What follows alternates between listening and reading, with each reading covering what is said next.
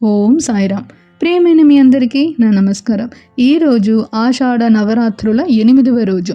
ఈరోజు మనం శ్రీ మహాగౌరీదేవిని భక్తి, ప్రేమ, విశ్వాసాలతో స్మరించుకుందామండి. మహాగౌరి అమ్మవారు పవిత్రత, కరుణ, మనశ్శాంతి, కుటుంబ సౌఖ్యానికి ప్రతీకగా ఆరాధించబడతారు.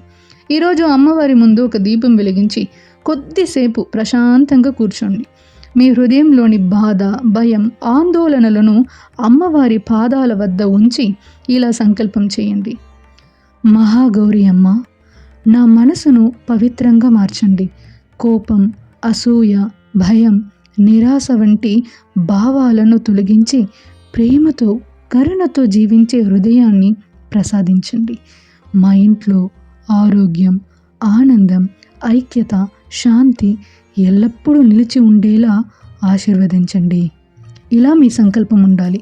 మరి ఈరోజు జపించవలసిన మంత్రం ఏంటంటే ఓం శ్రీ మహాగౌర్యై నమః. ఈ మంత్రాన్ని ఎప్పటిలాగా అండి 27, 54 లేదా 108 సార్లు భక్తితో జపించండి. ప్రతి జపంతో అమ్మవారి దివ్య కాంతి మీ మనసును శాంతితో, మీ ఇంటిని దైవ అనుగ్రహంతో నింపుతుందని భావించండి. మరి ఈరోజు మహాగౌరి అమ్మవారు మీకు చెప్పే సందేశం ఏంటంటే, నా బిడ్డ, నువ్వు జీవితంలో ఎంత అలసిపోయినా నీ హృదయంలోని మంచితనాన్ని మాత్రం కోల్పోవద్దు.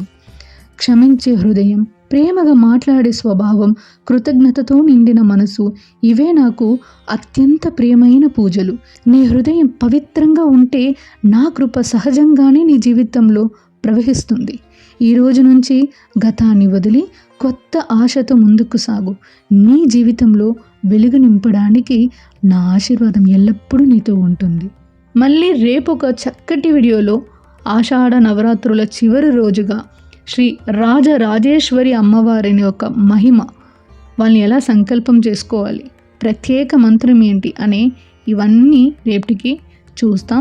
దీంతో ఈ దివ్య యాత్రను కూడా ముగిస్తామండి. మరి రేపటికి కలుస్తాము. అంతవరకు సెలవు తీసుకుంటున్నాను. జై మహాగౌరి మాత, జై మాతాది. ఓం శక్తి పరాశక్తి. ఓం సాయిరామ్.